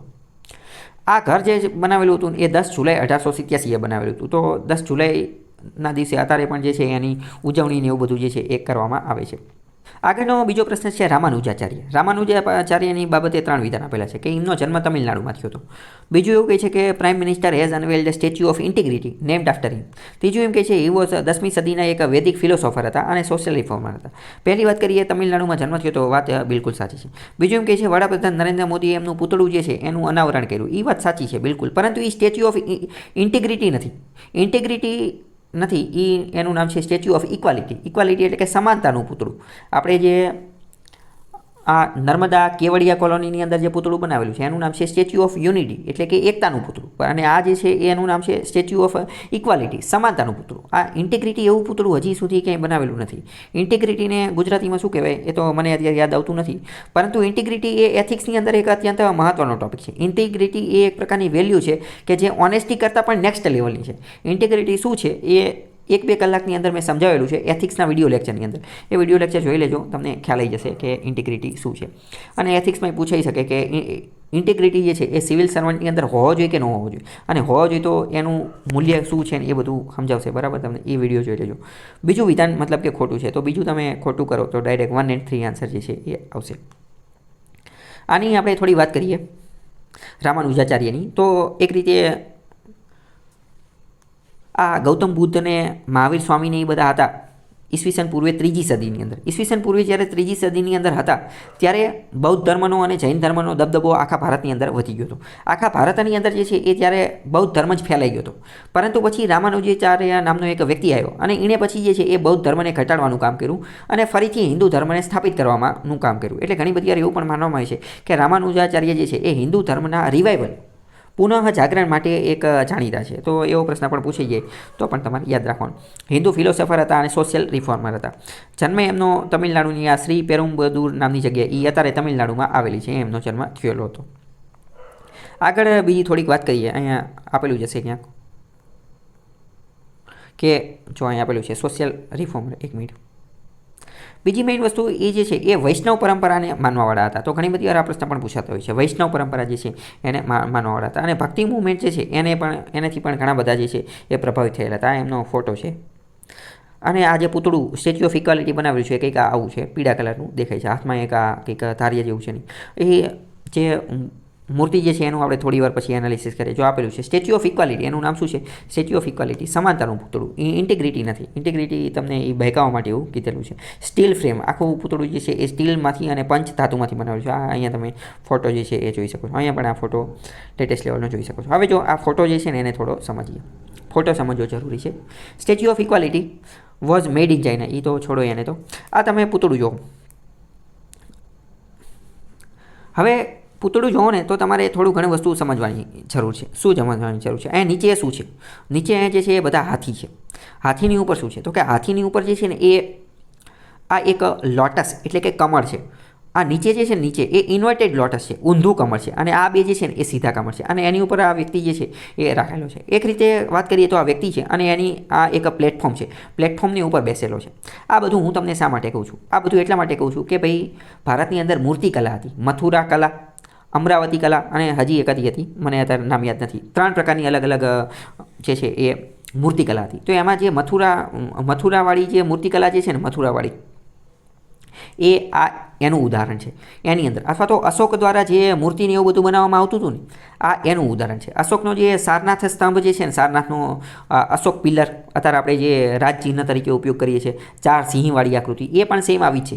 એની અંદર તમે જોજો કે આ ઇન્વર્ટેડ લોટસ, ઊંધું કમળ જે છે એ જોવા મળશે. તો અત્યારે પણ એનો ઉપયોગ થાય છે. તો આના આધારે તમારે શું સમજવાનું? ગમે તમે મૂર્તિ જુઓ ને તો તમારે સમજવાનું કે આની મૂર્તિકલા કઈ છે, એની અંદરનું કાર્વિંગ, એની અંદરની કોતરણી કઈ રીતે છે, સૌથી નીચે શું છે, એની ઉપર શું છે, એની ઉપર શું છે, અને એ કોનેથી ઇન્ફ્લુઅન્સ થયેલી છે એ તમે જાતે પણ શીખી જાઓ. એટલે હું તમને કહું છું. બીજું અહીંયા સમજો કે આ હાથી છે. હાથી મોટે ભાગે ક્યાં જોવા મળતા હોય છે? તો હાથી જે છે ને એ મોસ્ટ ઓફ જેટલા પણ બૌદ્ધ સ્કલ્પચર હશે ને, બૌદ્ધ ધર્મના જે સ્થાપત્યો હશે એની ગુફાઓ ને એવું બધું હશે, તો ત્યાં તમને હાથી જે છે એ વારંવાર જોવા મળશે. ત્યાં કમળને જે છે એ પણ વારંવાર જોવા મળશે. તો આ બધી વસ્તુ તમે જોવો ને તો તમે જાતે અંદાજ લગાવી શકો કે આ કઈ મૂર્તિકળા છે ને કઈ રીતે બનેલી છે ને એ બધું. આગળ બીજો પ્રશ્ન જોઈએ કે ગાંધીજી કયું ન્યૂઝપેપર, કયું છાપું જે છે એ લખતા હતા? આની પહેલાં જીપીએસસી મેન્સની અંદર એક ખતરનાક પ્રશ્ન પૂછાયેલો હતો. એમાં 10 માર્કની અંદર પ્રશ્ન પૂછાયેલો હતો કે ગાંધીજી દ્વારા જે સાહિત્ય લખવામાં આવતું હતું, ન્યૂઝપેપરને એવું બધું લખવામાં આવતું, એની ઉપર ટૂંક નોંધ લખો. એક જણાએ તો એવું લખી નાખેલું હતું કે ગાંધીજી જે છે દિવ્ય ભાસ્કરને, ગુજરાત સમાચારને, સંદેશ એની અંદર લેખ લખતા. આમાં હું સમજવું પછી કે ભાઈ ગાંધીજીનો જન્મ થયો ત્યારે આ બધાનો જન્મ નહોતો થયો. આવી કોમેડી વસ્તુ રીતે લખતા હોય અમુક વાર. તો મતલબ કે ગાંધીજીએ જે લિટરેચર, સાહિત્ય લખેલું છે એની ઉપર મેઇન્સમાં પણ 10-10, 15-15 માર્કના પ્રશ્ન પૂછી જાય તો એ તો બહુ ખતરનાક વસ્તુ કહેવાય. તો અત્યારે જવાબ જોઈએ. કોમનવેલ્થ અને ન્યૂ ઇન્ડિયા. કોમનવેલ્થ અને ન્યૂ ઇન્ડિયા આ બંને જે છે ને એ તો ભાઈ મેડમ કામા જે છે, સોરી મેડમ કામા નહીં પણ એક આઈરિશ લેડી હતા, આઈરિશ લેડી એની બેસન્ટે લખેલા હતા કોમનવેલ્થ અને ન્યૂ ઇન્ડિયા. જ્યારે વાત કરીએ યંગ ઇન્ડિયા જે છે એ ગાંધીજીએ લખેલું હતું. અને એન ઇન્ટ્રોડક્શન ટુ યોગા એ કોણે લખેલું હતું એ તો ખબર નથી આપણને. તો ગાંધીજીનું તો ખાલી યંગ ઇન્ડિયા એક જ છે. તો ઓનલી 2 આન્સર જે છે એ આવશે. ગાંધીજીની થોડી વાત કરીએ ને તો ગાંધીજીએ સાઉથ આફ્રિકા પહેલું છાપું જો ગાંધીજીએ કોઈ ચાલુ કરેલું હોય તો એ ઇન્ડિયન ઓપિનિયન, અને એમને સાઉથ આફ્રિકાની અંદર ચાલુ કરેલું હતું. પછી યંગ ઇન્ડિયા ચાલુ કરેલું હતું. હરિજન નામનું એક છાપું પણ ચલાવતા હતા. અને બીજું એક નવજીવન હતું ને એ પણ ચલાવતા હતા. પરંતુ નવજીવન જે છે ને એ તો ઇન્દુલાલ યાજ્ઞિક ચલાવતા હતા. પણ પછી એમને ગાંધી ગાંધીજીને દઈ દીધું હતું. ઇન્દુલાલ યાજ્ઞિક ચલાવતા હતા, પણ એમને થયું કે હાલો ને મારથી નહીં હાલે, એમને ગાંધીજીને આપી દીધું હતું. તો આવો પ્રશ્ન મેં તમને કીધું મેઇન્સ માટે પણ તમારે રેડી રહેવાનું, કે કારણ કે ગાંધીજીએ ઘણી બધી પુસ્તક પણ લખેલી છે. એક પુસ્તક હિન્દ સ્વરાજ છે. હિન્દ સ્વરાજ બહુ ખતરનાક પુસ્તક છે, એ તમે વાંચજો તમે ક્યારેક ફ્રી થાવ તો, નવરા થાવ તો. હિન્દ સ્વરાજની એક કોપી જે છે એ ટેલિગ્રામ ચેનલમાં પણ મૂકેલી છે. હિન્દ સ્વરાજ તો જો કે યુપીએસસીનું જે ગુજરાતી લિટરેચર જે છે એના મેઇન્સના સિલેબસની અંદર છે કે હિન્દ સ્વરાજ વાંચી નાખજો, તો કંઈક હશે તો રાખેલી હશે નહીં, એમની તો કંઈ રાખેલી નહીં. આગળ વાત કરીએ ફિટ્સ ઇન્ડિયા એક્ટ 1784, એની બાબતે 3 વિધાન આપેલા છે. પહેલું એવું કહે છે કે આના અંતર્ગત બોમ્બે અને મદ્રાસની પ્રેસિડેન્સી જે છે એને ગવર્નર જનરલની અધીન બનાવવામાં આવી. બીજું એવું કહે છે કે પ્રોહિબિશન વોઝ પ્લેસ્ડ, કે હવે કોઈ વોર નહીં કરવા, યુદ્ધ હવે ભારતની અંદર નહીં કરવામાં આવે અને ટ્રીટી ને એવું બધું નહીં કરવામાં આવે. ત્રીજું એવું કહે છે કે ભારતની અંદર ક્રિશ્ચન મિશનરી જે છે એમને આવવાની પરમિશન આપવામાં આવી અને હવે એઓ ભારતની અંદર આવી અને પ્રીચ એટલે ઉપદેશ આપી શકશે. હવે તમને જો ધ્યાનપૂર્વક ખબર હોય તો આ ક્રિશ્ચન મિશનરીને ભારતની અંદર આવવાની પરવાનગી ક્યારે આપી હતી? તો એ 1813માં આ કીધેલું હતું. મેં તમને એક વસ્તુ ખાસ કીધેલી હતી કે 1813માં જેટલી વસ્તુ કીધેલી છે ને એ તમે ખાસ યાદ રાખી લો. 1813માં તો કે આ એક ક્રિશ્ચન મિશનરીની વાત કીધેલી હતી, 1 લાખ રૂપિયા આપેલા હતા, અને બીજું 2-3 વસ્તુ જે છે મેં તમને બધી યાદ રાખવાની કીધી હતી. અને એક 1833 વાળી પણ યાદ રાખવાની હતી. પરંતુ ખાલી તમને એટલું ખબર હોય કે ત્રીજા નંબરનું 1813માં આવેલું હતું. ત્રીજું એલિમિનેટ કરો એટલે તાત્કાલિક તમે જવાબ સુધી પહોંચી જાઓ, 1 and 2. બાકી આ એક વાત કરીએ કે 1786નો જે પિટ્સનો કાયદો આવેલો હતો એની ઉપર મેં ઓલરેડી એક ડેડિકેટેડ વિડીયો બનાવેલો છે, તમને ટાઈમ મળે તો જોઈ લેજો. એની અંદર બધું ડિટેલમાં સમજાવેલું છે. આગળ બીજો ક્વેશ્ચન જોઈએ, કયો છે? ધોળાવીરા બાબતે પ્રશ્ન પૂછેલો છે કે સિંધુ ખીણની જે સંસ્કૃતિ, ઇન્ડસ વેલી સિવિલાઇઝેશનની અંદર આ પ્રથમ એવી સાઇટ છે કે જે યુનેસ્કો વર્લ્ડ હેરિટેજ લિસ્ટની અંદર સમાવેશ થયો. તો બરાબર સાચી વાત છે બિલકુલ, કારણ કે આઈવીસી અંતર્ગત જોઈએ ને તો આ પ્રથમ વર્લ્ડ હેરિટેજ સાઇટ છે. બીજી વાત કરીએ ખદીર બેટની અંદર આવેલી છે, તો એ વાત સાચી છે, કચ્છની અંદર ખદીર બેટની અંદર આવેલું છે. ત્રીજા નંબરની વાત કરીએ કે આ સેકન્ડ લાર્જેસ્ટ આર્કિયોલોજીકલ સાઇટ છે ઇન્ડસ વેલી પછી, તો એ વાતો મને સાચી છે, બધી વાત સાચી છે. ધોળાવીરા મુખ્યત્વે કોની માટે જાણીતું હતું? તો કે રેઇન વોટર હાર્વેસ્ટિંગ માટે. ધોળાવીરા કચ્છવાળા વિસ્તારની અંદર છે અને અહીંયા પાણીને એવું બધું મળવું મુશ્કેલ હતું. તો એ સમયની અંદર એ લોકોએ એવી ટેકનિક વિકસાવેલી હતી કે જેના આધારે પાણી ઓટોમેટિક જે છે આવી જતું હતું અને વરસાદનું પાણી જે છે ઓટોમેટિક સંગ્રહ થઈ જતું. તો એવી ટેકનોલોજી એમને વિકસાવેલી હતી અને વર્લ્ડ હેરિટેજ સાઇટ છે. તમને કોઈક દિવસ ટાઈમ મળે તો અહીંયા તમે મુલાકાત લેજો. બાકી ધોળાવીરા આજે બી શા માટે 22 મિનિટનો મેં એક વિડીયો બનાવેલો છે, આની અંદર બધું ડિટેલમાં સમજાવેલું છે. ધોળાવીરા એટલું ખતરનાક છે કે એની ઉપર મેઇન્સમાં 10 માર્કનો પ્રશ્ન પણ પૂછાઈ શકે અને પ્રિલિમ્સમાં તો હવે મેઇન્સમાં 10 માર્કનો પ્રશ્ન પૂછાય તો પ્રિલિમ્સની અંદર તો આડા ઘણા બધા નાના પ્રશ્ન પૂછી શકે. આ વિડીયો જોઈ લેજો એટલે ખબર પડી જાય. સિંધુ ખીણની અંદર અલગ અલગ છુપાયેલું રહસ્ય ને બધું શું છે, એલિયન આરે શું લેવા દેવા છે, એની ઉપર પણ અલગ વિડીયો બનાવેલો છે, એ પણ તમને ટાઈમ મળે તો જોઈ લેજો. આ બધી લિંકો તમને ડિસ્ક્રિપ્શનમાં મળી જશે. આગળ બીજો એક પ્રશ્ન છે રુદ્રેશ્વર ટેમ્પલ. રુદ્રેશ્વર ટેમ્પલ જે છે એ 1213ની અંદર બનાવેલું હતું કાકતિયા વંશ દ્વારા. બીજું એમ કહે છે કે એ લોર્ડ શિવા એટલે કે શંકર ભગવાનને ડેડિકેટેડ છે. ત્રીજું એમ કહે છે કે એ તમિલનાડુની અંદર આવેલું છે. આપણે થોડી વાત કરીએ કે શું છે. તો કે કાકતિયા વંશનું જે મંદિર જે છે એ પહેલાં આવેલું છે ક્યાં? તો કે તેલંગાણાની અંદર. આ એમ કહે છે તમિલનાડુમાં. ત્રીજું વિધાન ખોટું છે. ત્રીજું વિધાન તમે ખોટું કરો એટલે તાત્કાલિક 1 and 2 એ શંકર ભગવાનને સમર્પિત છે. સાચી વાત છે, કાકતિયા વંશે બનાવેલું છે 1213માં. સાચી વાત છે, બધી વાત સાચી છે, ખાલી તમિલનાડુમાં નથી. ક્યાં છે? તેલંગાણામાં. બહુ ખતરનાક મંદિર છે કારણ કે યુનેસ્કોએ પણ પોતાની વેબસાઇટની અંદર એના વિશે લખેલું છે. એટલે કાકતિયા રુદ્રેશ્વરા મંદિર. આને જે છે એ રામપ્પા મંદિર પણ કહે છે. રામપ્પા મંદિર જે છે એ પણ કહે છે. 1122થી 1323 દરમિયાન કાકતિયા વંશ હતો ત્યારે બનાવવામાં આવેલું છે. એવું માનવામાં આવે છે કે બનતા જ તો 40 વર્ષ લાગ્યા હતા. તો કે ખતરનાક મંદિર છે, બનતા 40 વર્ષ લાગી ગયા. જો મેં તમને હમણાં જે વસ્તુ કીધી એ તમે અહીંયા પણ ધ્યાનપૂર્વક જોવો તો તમને ખ્યાલ આવશે કે આનું કાર્વિંગ જે છે એ કઈ રીતે થયેલું છે, અહીંયા પ્લેટફોર્મ કઈ રીતે બનેલું છે. આવી બધું જ્યારે તમે જાતે કોઈ મંદિરની અંદર જાઓ અને આનું આ છત કઈ રીતે બને તો તમને જાતે ખબર પડી જાય કે મૂર્તિકળા શું છે. અને પછી તમારે ગમે લખવાનું હોય, પ્રશ્નનો જવાબ ને એવું બધું દેવાનું હોય તો તમે જાતે ઓટોમેટિક એલિમિનેશન અને એ બધાના માધ્યમથી પણ જવાબ જે છે એ આપી શકો. આગળનો બીજો પ્રશ્ન શું કહે છે? નીચે પ્રશ્ન કે ભારતીય ઇતિહાસના સંદર્ભમાં જે છે એ નીચેનામાંથી આ કયા જે છે એ બુદ્ધિસ્ટ ટેક્સ્ટ છે, એટલે કે બૌદ્ધ ધર્મના પુસ્તકો જે છે એ કયા છે એવું કહે છે કે આ નેતિ પાકરાના, પછી પરિશિષ્ટ પર્વક, અવદાન શતક અને ત્રિષષ્ટિ લક્ષણ મહાપુરાણ. હવે તમે ધ્યાનપૂર્વક જોશો ને તો આ જ પ્રશ્ન જે છે એ યુપીએસસી 2022 છે, જે હમણાં થોડા ટાઈમ પહેલાં લેવાની 5 જૂને, એની અંદર આ જ પ્રશ્ન પૂછાયેલો હતો. પણ એની અંદર જે પ્રશ્ન પૂછાયેલો હતો એમાં એવું આ જ વસ્તુ આપેલી હતી, પણ કીધું હતું ખાલી એટલું કે આની અંદરથી જૈન પુસ્તક કઈ છે, આમાં એ જ પૂછેલું છે. પણ આમાં એમ કીધું કે આમાંથી બૌદ્ધ પુસ્તક જે છે એ કઈ છે. તો પહેલાં વાત કરીએ તો આ પહેલી જે છે એ બૌદ્ધ પુસ્તક છે. નેતિપાતકરણ જે છે, નેતિપાતકરણ એ બૌદ્ધ પુસ્તક છે. જ્યારે આ પરિશિષ્ટ પર્વ જે છે ને એ કઈ છે? તો કે એ જે છે એ જૈન ધર્મને લગતી છે. એ કઈ છે? જૈન ધર્મને લગતી છે. આ પરિશિષ્ટ પર્વક જે છે ને એ અત્યંત મહત્ત્વની છે. પરિશિષ્ટ પર્વક જે છે ને એ હેમચંદ્રાચાર્યએ લખેલી છે. હેમચંદ્રાચાર્ય એ જ વ્યક્તિ છે કે જેને આપણે ગુજરાતની અંદર જે છે એ વ્યાકરણનો ગ્રંથ જે છે એ લખેલો હતો. અને સિદ્ધરાજ જયસિંહ અને કુમારપાળ જે છે એના ગુરુ પણ હતા એ આ હેમચંદ્રાચાર્ય જ તે. તો આ હેમચંદ્રાચાર્યએ લખેલી છે અને હેમચંદ્રાચાર્ય ઉપર ઘણી બધી વાર પ્રશ્ન પૂછાતા હોય છે. ચંદ્રગુપ્તનું એ બધાનું જે જૈન ધર્મ હારે શું કનેક્શન હતું, હેમચંદ્ર ખુદ પણ જે છે એ જૈન ધર્મ સાથે જોડાયેલા હતા, તો એમને આ પુસ્તક જે છે એ લખેલી છે. તો આ તમને થોડી ઘણી ખબર હોય છે. બાકી અહીંયા આપેલું છે તમે વાંચી શકો છો. એ ત્રીજા નંબરનું હતું અવદાન શતકા. અવદાન શતકા જે છે કે જેનું મતલબ થાય સેન્ચુરી ઓફ નોબલ ડીડ્સ, એટલે કે એવી સદી આવી ગઈ છે કે જ્યાં બધા જે છે એ નોબલ ડીડ્સ એટલે કામ કરવું, નોબલ એટલે સારા, એવી સદી કે જ્યાં બધા સારા જ કામ કરે છે. આ પણ એક સંસ્કૃત ભાષાની અંદર બૌદ્ધ ધર્મની એક પુસ્તક છે. 5મી સદીની આજુબાજુ બનાવેલી છે. તો આ જે છે એ કઈ છે તો કે બૌદ્ધ ધર્મની. જ્યારે આ જે ત્રિશતિકલના મહાપુરાણ જે છે, મહાપુરાણ આ એક જૈન ધર્મની પુસ્તક છે કે જે આચાર્ય જીનસેને જે છે એ લખેલી છે. તો આના આધારે તમે મેચ કરી લેજો. હવે આગળનો પ્રશ્ન છે કે નીચેનું ઇન્ડિયન હિસ્ટ્રી, ભારતીય ઇતિહાસના આધારે જે છે એ નીચેની જોડી જે છે એને તપાસ કરો. આર્યદેવ જે છે એ બુદ્ધિસ્ટ સ્કોલર હતા. પછી દિગનાગા જે છે એ પણ બુદ્ધિસ્ટ સ્કોલર હતા. અને આ જે નાથ મુનિ જે છે એ વૈષ્ણવ સ્કોલર હતા, એવું કહે છે. તો આપણે બધાનું એક પછી એક જે છે એ જોઈએ. પહેલાં આર્યદેવ જોઈએ. તો આર્યદેવ જે છે એ બુદ્ધિસ્ટ સ્કોલર હતા, એ વાત બિલકુલ સાચી છે. ફિલોસોફર હતા અને બૌદ્ધ ધર્મ સાથે જોડાયેલા હતા. બૌદ્ધ ધર્મના સારા એવા જે છે એ સ્કોલર હતા. એવું માનવામાં આવે છે કે એમનો જન્મ જે છે એ શ્રીલંકાની અંદર થયેલો હતો. તમને એવું લાગે શ્રીલંકામાં બૌદ્ધ ધર્મ ક્યારે પહોંચ્યો હતો? તો એ તો આખા વિશ્વની અંદર પહોંચી ગયો હતો. અને ખાસ કરીને તો અશોકે જે છે પોતાના પુત્ર અને પુત્રી મહેન્દ્ર અને સંઘમિત્રા એ બંનેને જે છે એ શ્રીલંકાની અંદર બૌદ્ધ ધર્મનો પ્રચાર કરવા માટે મોકલેલો હતો. આ બુદ્ધને જ્યાં જ્ઞાન મળેલું હતું, એ જે બોધિવૃક્ષ હતું ને, એ જે પીપળાનું ઝાડ બોધિવૃક્ષ, એ બોધિવૃક્ષ જે છે એ ત્યાં હારે હારે અશોકે મોકલેલું હતું. એટલે ઘણા બધા એવું પણ માને છે કે ઓરિજિનલ બોધિવૃક્ષ જે છે ને એ શ્રીલંકામાં છે. હવે છે કે નહીં એ તો હવે આપણે અહીંયાથી ચેક કર્યું નથી, પરંતુ આવું પણ માનવામાં આવે છે. બીજી વાત કરીએ કે આ દિગનાગ કોણ હતા? તો કે દિગનાગ જે છે એ પણ બૌદ્ધ ધર્મની સાથે જોડાયેલા જે છે એ બૌદ્ધિસ્ટ સ્કોલર જ હતા. અને આમનું કામ જે છે એ તો બહુ ખતરનાક હતું. કેમ? કારણ કે અત્યારે આપણે આજે સમજીએ છીએ ને ઇન્ડિયન લોજિક, ભારતીય તર્કશાસ્ત્ર જે છે એના પિતા માનવામાં આવે છે. તર્ક લોજિકની અંદર જે છે આપણે ઘણું બધું યોગદાન આપેલું હતું. તમે કદાચ એક વસ્તુ તો નોટ કરેલી જશે કે બૌદ્ધ ધર્મ જે છે ને, બૌદ્ધ ધર્મ એ એક રીતે વિશ્વનો સૌથી વધુ સાયન્ટિફિક રિલિજન છે, એટલે કે વૈજ્ઞાનિક ધર્મ છે. એની અંદર કોઈ પાખંડ ને એવું બધું બહુ ઓછું છે, અથવા તો ઓલમોસ્ટ નથી જ તે. બુદ્ધે જે કીધું હતું એમાં તો નથી જ તે. પછી પાછળથી કોઈ એડ કર્યું હોય તો ખબર નહીં. તો આમને જે છે એ લોજિક ઉપર જે છે ઘણું બધું લખેલું છે.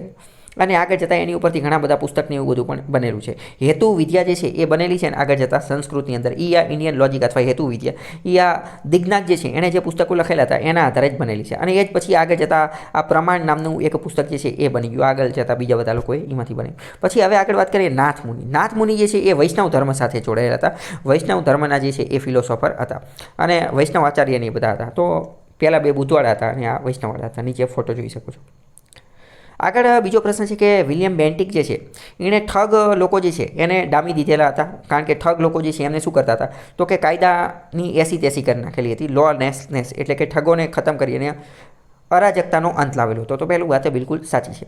બીજું એમ કહે છે કે ઇલેક્ટ્રિક ટેલિગ્રાફ જે છે એ આ વિલિયમ બેન્ટિકે શરૂ કરી હતી. ત્રીજું એમ કહે છે કે વુડ્સ ડિસ્પેચ જે છે એ એના અંતર્ગત એજ્યુકેશન સિસ્ટમની અંદર જે છે એ સુધારો કરવામાં આવેલો હતો. એ આ વિલિયમ બેન્ટિકે કરેલો હતો. તો માત્ર પહેલું એક સાચું છે, બીજા 2 ખોટા છે. કારણ કે બીજું અને ત્રીજું જે છે એ વિલિયમ બેન્ટિકે નહોતા કર્યા. એ આખી વસ્તુ જે છે એ લોર્ડ ડેલહાઉસીએ કરેલી હતી. મેં તમને એક વસ્તુ ખાસ કીધેલી છે કે અમુક ગવર્નર જનરલ અને અમુક વાયસરોય જે આવેલા છે એને તમે ડિટ્ટો પાકા કરી નાખો, એકદમ ડિટેલમાં પાકા કરી નાખો. કેમ? કારણ કે તમને પ્રિલિમ્સમાં તો પૂછાશે જ તે, સાથે સાથે મેઇન્સમાં પણ એમાંથી પ્રશ્ન જે છે એ પૂછાઈ શકાશે. જેમ કે હું તમને વાત કરું કે વિલિયમ બેન્ટિક ઉપર મેઇન્સમાં પ્રશ્ન પૂછાઈ ગયો છે અને આજે ડેલહાઉસી જે છે એની ઉપર એ મેઇન્સમાં પ્રશ્ન પૂછાઈ ગયો છે. ડેલહાઉસી ઉપર તો હમણાં 2 વર્ષ પહેલાં તે યુપીએસસીમાં પ્રશ્ન પૂછાઈ ગયેલો હતો કે કેટલી હદ સુધી ડેલહાઉસીને મોડર્ન ઇન્ડિયા એટલે કે આધુનિક ભારતનો નિર્માતા ગણી શકાય, એવો પ્રશ્ન યુપીએસસીની અંદર પૂછાઈ ગયો. તો હવે પછી એકવાર યુપીએસસીમાં પૂછાય ને પછી નાની પરીક્ષાઓ જે છે એ પણ એની કોપી કરે, એટલે એમાંથી પ્રશ્ન પૂછે. તો ફરીથી રિપીટ કરું છું કે અમુક જે ગવર્નર જનરલ ને વાયસરોય જે છે એને તમે ડિટેલમાં પાકા કરી નાખો. એની બાબતે જેટલી પણ માહિતી મળે ને બધેનું તમે લિસ્ટ બનાવી નાખો. બહુ જાજી માહિતી મળશે નહીં, વિકિપીડિયામાં કીમાં જેમાં જેટલી મળે એટલાનું ખાલી લિસ્ટ બનાવી નાખો, નોટ્સ બનાવી નાખો. 2 તો હું તમને અત્યારે કહું છું, એક તો વિલિયમ બેન્ટિક અને બીજો કયો તો કે આ લોર્ડ ડેલહાઉસી. આ બંનેને તમે જે છે પાકા કરી નાખો. આનો જવાબ તો મેં તમને અત્યારે જ કહી દીધો. આપણે થોડી વાત કરીએ કે આ બાકી મેં પણ આની ઉપર અલગ વિડીયો બનાવેલા છે. જો 58માં નંબરનો લેક્ચર જે છે ને L58 58માં નંબરનો લેક્ચર એ વિલિયમ બેન્ટિક ઉપર ડિટેલમાં મેં સમજાવેલું છે કે શું છે એને શું કામ કરેલું નહીં. કારણ કે આવી રીતે તમે અલગ અલગ વાંચશો ને તો તમને ખ્યાલ નહીં આવે, પરંતુ એકવાર ડાયરેક્ટ તમે એક જ ગવર્નર જનરલ જોશો તો તમને ખબર પડી જશે કે એણે એકારે કયા કયા કામ કર્યા હતા. જેમ કે જો આ સતી પ્રથા અટકાવવાનું કામ, પછી સિવિલ કોર્ટ ને એવું બધું બનાવવાનું કામ, પછી સર્કિટ કોર્ટ બનાવવાનું કામ, ઠગને એને ડામવાનું કામ, એ બધા કામ જે છે ને એ વિલિયમ બેન્ટિક જે છે એણે જ કરેલા હતા. એનો સમયગાળો જે છે એ પણ તમને થોડો ઘણો યાદ હોય તો એના આધારે પણ તમે જે છે એ અંદાજ જે છે એ લગાવી શકો છો. પછી આ ફિમેલ ઇન્ફેન્ટિસાઇડ એટલે કે બાળ હત્યા નાબૂદી માટેના પગલાં જે છે એ પણ એને જે છે એ લીધેલા હતા. બેંગાલ સતી રેગ્યુલેશન એક્ટ એ પણ એને લાવેલો હતો, એટલે કે સતી પ્રથા નાબૂદી માટેનો કાયદો જે છે એ પણ લાવેલો હતો. ઠગને દામવા માટેનો. હવે જો તમે ધ્યાનપૂર્વક જોવો ને તો કે હી એન્ડેડ લોલેસનેસ બાય એલિમિનેટિંગ ઠગી. આ વાક્ય અહીંયા જે લખેલું છે એવી જ રીતે પેપરમાં પણ લખેલું હતું. આની ઉપરથી આપણને એટલી તો ખબર પડે કે જે પેપર બનાવવાવાળા વ્યક્તિ જે છે એમને કોપી અહીંથી જ કરેલું છે, બરાબર. અહીંથી જ તે બેઠું ઉપર લીધું છે અને અહીંયા મૂકી દીધેલું છે, બરાબર. તો આવી બધી વસ્તુ ખબર હોવી જોઈએ. લોર્ડ મેકોલે હારે એમને કામ કરેલું હતું. મેકોલે હારે જ્યારે આમાં બીજી વાત કરે છે ને એજ્યુકેશનની, વુડ્સ ડિસ્પેચ. આ વુડ્સ ડિસ્પેચ તો એની કરતાં બહુ પાછળ આવેલું છે. મેકોલે સાથે આ બેન્ટિકે કામ કરેલું છે અને મેકોલે જે છે ને એણે પણ એજ્યુકેશનની અંદર કામ કરેલું જ છે, પરંતુ આ વુડ્સ જે છે ને એ તો મેકોલે કરતાં બહુ બાદમાં આવેલું છે, એની બહુ પાછળથી આવેલું છે, બરાબર. એની હારે પછી કોણ આવી જશે તો કે ડેલહાઉસી આવી જશે. લોર્ડ વિલિયમ બેન્ટિક ઉપર આપેલું છે, બરાબર. તમને ટાઈમ મળે ત્યારે જોઈ લેજો. સતી પ્રથાનું પણ આપેલું છે. બીજું ડેલહાઉસી ઉપર મેં એક અલગ વિડીયો બનાવેલો છે, એ પણ તમને સારું લાગે તો જોઈ લેજો. આ બધી લિંક તમને ડિસ્ક્રિપ્શનમાં મળી જશે. ભારતમાં શિક્ષણની શરૂઆત કઈ રીતે થઈ આ પણ એક તમે જોઈ લેજો, કારણ કે આ પણ તમને મેન્સમાં પણ પ્રશ્ન પૂછાઈ શકે. આમાં આ જે વિડીયો લેક્ચર જે છે ને એમાં અત્યારે આપણે જે એજ્યુકેશન પોલિસી આવી ને એ અત્યારની એજ્યુકેશન પોલિસીથી લઈને તો ઇતિહાસમાં કઈ રીતે ચાલુ થયું એ બધું તમને ડિટેલમાં જે છે અહીંયા મળી જશે. આખા ભારતની જે ઇતિહાસ જે છે ને આ એજ્યુકેશનનો ઇતિહાસ એ બધો તમને મળી જશે. મેકોલે કોણ છે, વુડ્સ ડિસ્પેચ કોણ છે, કોણ આવ્યું, ક્યારે આવ્યું, કઈ રીતે આવ્યું, એ બધું આ વિડીયોમાં જોઈ લેજો, ખબર પડી જાય. અહીંયા ડેલહાઉસીનું જ બધું આપેલું છે કે એણે શું કર્યું હતું નહીં. ડેલહાઉસીએ બહુ ખતરનાક કામ કર્યું હતું. રેલવે લાવ્યો હતો, ઇલેક્ટ્રિક ટેલિગ્રાફને આ પબ્લિક વર્ક ડિપાર્ટમેન્ટ કે જેમાં અત્યારે સૌથી વધુ કરપ્શન થાય છે, PWD, R&B, roads and building, એ બધા ડિપાર્ટમેન્ટ એને બનાવેલા હતા. બાકી અહીંયા તમે પોઝ કરીને જોઈ લેજો. આગળનો પ્રશ્ન, મદ્રાસ મહાજન સભા જે છે એની સ્થાપના કોણે કરેલી હતી? આ અહીંયા આપેલું છે, આપણે ડાયરેક્ટ જોઈએ કે કોણે સ્થાપના કરી હતી. મદ્રાસ મહાજન સભા જે છે એ પહેલાં તો મદ્રાસ પ્રેસિડેન્સીની અંદર આવેલી હતી. પૂના સાર્વજનિક સભા એ અહીંયા જ આવેલી હતી અને 1884ની અંદર, એટલે કે આ કોંગ્રેસની સ્થાપના થઈ 1885, એના એક વર્ષ પહેલાં થયેલી હતી. એના ફાઉન્ડરના નામ જે છે આપેલા છે, આ પનમનાથ ને આ જી સુબ્રમણ્યમ. એકવાર તમે જોઈ લેજો, આમાં રટ્ટો મારવાનો હોય, બીજું કંઈ કરવાનું હોય. આગળનો બીજો પ્રશ્ન છે કે ફેક્ટરી એક્ટ ઓફ 1881નો ફેક્ટરી એક્ટ જે છે એની બાબતે સાચા વિધાન કહો. તો કે ડેલહાઉસીએ આ એક્ટ જે છે લાવેલો હતો ભારતની અંદર જે વર્કર એટલે કે મજદૂર લોકો જે છે એમની કન્ડિશન, એમની પરિસ્થિતિ સુધારવા માટે. વાત બિલકુલ ખોટી છે.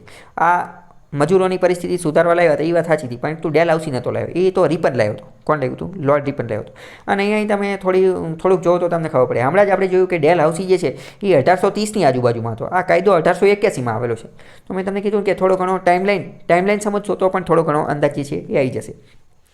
એટલે મેં તમને કીધું કે અમુક જે આ ગવર્નર જનરલ અને વાઇસરોય જે છે એ તમે પાકા કરી નાખો. મેં તમને કીધું કે ડેલહાઉસીની બધી બાબત જાણી લો. તો ડેલહાઉસીનો સમયગાળો તમને ખબર જ હોય, તો સમયગાળો ખબર હોય તો અહીંયા 1881ની વાત કરે તો ડાયરેક્ટ એલિમિનેટ કરી શકો. પહેલું એલિમિનેટ કરો તો તમે ડાયરેક્ટ 50-50 જે છે પહોંચી જાઓ. આગળ the act bend the appropriate children below the age of 7. 7 વર્ષ કરતાં નીચેના બાળકોને ફેક્ટરીની અંદર આવવા ના પાડી દીધી. એ વાત સાચી છે. અને બાળકો માટેના જે વર્કિંગ અવર જે છે ઘટાડી નાખ્યા, તો એ વાત એ સાચી છે. અહીંયા તમે જોઈ લો કે કઈ રીતનું છે. 1881નો પ્રથમ ધ ફેક્ટરી એક્ટ આવેલો હતો, એટલે કે ફેક્ટરી માટેનો કાયદો. લોર્ડ રિપન જે છે લાવેલો હતો. આના અંતર્ગત એવું નક્કી કરવામાં આવ્યું અને 1881માં આવ્યો. પછી 1885ની અંદર આ એક્ટ અનુસાર ફેક્ટરી કમિશનની રચના કરવામાં આવી. ફેક્ટરી કમિશન, અને આ એક્ટનું મુખ્ય કામ જ એ હતું કે વર્કિંગ કન્ડિશન, લેબર, મજૂરોની જે પરિસ્થિતિ જે છે એ સુધારવી. અને બાળકો જે છે એમને પ્રોહિબિટ કરવા. એમને 7 વર્ષથી નીચેના લોકો જે છે એમને કંપનીમાં, ફેક્ટરીમાં એમાં કામ જે છે એ નહીં કરવાનું. બીજું એમ કીધું કે 12 વર્ષથી નીચેના બાળકો હોય ને એમને કેટલી કલાક કામ કરવાનું, એ કામના કલાકો જે છે એ ફિક્સ કરી નાખવા. અને 1 hour rest during the working period. આખા દિવસમાં જે કામ કરતા હોય ને એમાં 1 કલાકની રિસેસ અથવા 1 કલાકનો રેસ્ટ આપવાનો, એવું પણ નક્કી કર્યું. It also made compulsory that dangerous machinery should be fenced properly. એટલે કે કારખાનામાં એવી કોઈ મશીનરી હોય કે જેના કારણે જીવને ખતરો હોય અથવા ડેન્જર હોય તો એની આજુબાજુ ફેન્સિંગ કરી નાખવાનું. એની આજુબાજુ જે છે એ લોખંડની જાળી કે એવું કંઈક બનાવી દેવાનું. અને આ જે ફેક્ટરી એક્ટ લાવેલા હતા ને તો એની પાછળ એક મહારાષ્ટ્રના વ્યક્તિ હતા એન એમ લોખંડે એમને ઘણું બધું પ્રેશર બનાવેલું હતું અંગ્રેજો ઉપર કે ભાઈ અમારા મજૂરો જે છે આ ફેક્ટરીમાં કામ કરતા હોય ત્યાં એમની ઉપર જે છે ઘણું બધું શોષણ કરવામાં આવે છે, બાળ મજૂરીને એવું બધું કરવામાં આવે છે. તો આની માટેનો કંઈક તમે કાયદો લાવો. તો એમ લોખંડેના માધ્યમથી આ કાયદો જે છે એ લાવેલો હતો. ટેક્સટાઇલ મિલ જે છે એની અંદર જે એમનું શોષણ કરવામાં આવતું. આ ટેક્સટાઇલ મિલની અંદર કાસ્ટ, ધર્મ, જાતિ, જ્ઞાતિ એના આધારે ભેદભાવ કરવામાં આવતા હતા. કમ્યુનલ ઇસ્યુને એવું બધું થતું હતું. તો એના આધારે એમ લોખંડે જે છે એ આગળ આવ્યા અને આ બધું સુધારવાનું કામ કરેલું હતું. તો આ કાયદો પણ મહત્ત્વનો છે, તમે યાદ રાખી શકો. ઇન્ટરનેશનલ યોગા ડે 2022 એની થીમ શું હતી? તો કે માનવતા માટે યોગા અથવા તો કે યોગા ફોર હ્યુમનિટી, આ એની થીમ હતી. આગળનો બીજો પ્રશ્ન છે કે the servant of India society Gopal Krishna Gokhale. બરાબર, બિલકુલ સાચી વાત છે. ઇન્ડિયન નેશનલ લિબરલ ફેડરેશન અને ઇન્ડિયન સોશિયલ કોન્ફરન્સ. બીજી વાત જે છે એ પણ સાચી છે. આ નેશનલ લિબરલ ફેડરેશન સુરેન્દ્રનાથ બેનર્જીએ બનાવેલું છે. એ તમે બધાનું જોઈ શકો છો કે શું છે. એક minute. Indian national liberation federation એ કોણે બનાવ્યું? તો કે સુરેન્દ્રનાથ બેનર્જી. અને આગળનું છે ઇન્ડિયન સોશિયલ કોન્ફરન્સ. તો એ કોનું છે? તો કે આ એમ.જે. રાંડે, મહાદેવ ગોવિંદ રાંડે અને રઘુનાથ રાવ એ બંને જે છે બનાવ્યું છે. તો આ તો ફેક્ચ્યુઅલ ક્વેશ્ચન છે, આ બધું તમારે યાદ રાખવાનું હોય. બાકી અત્યાર સુધી જેટલા બીજા વિડીયોની વાત થઈ એ બધાની લિંક તમને ડિસ્ક્રિપ્શનમાં મળી જશે.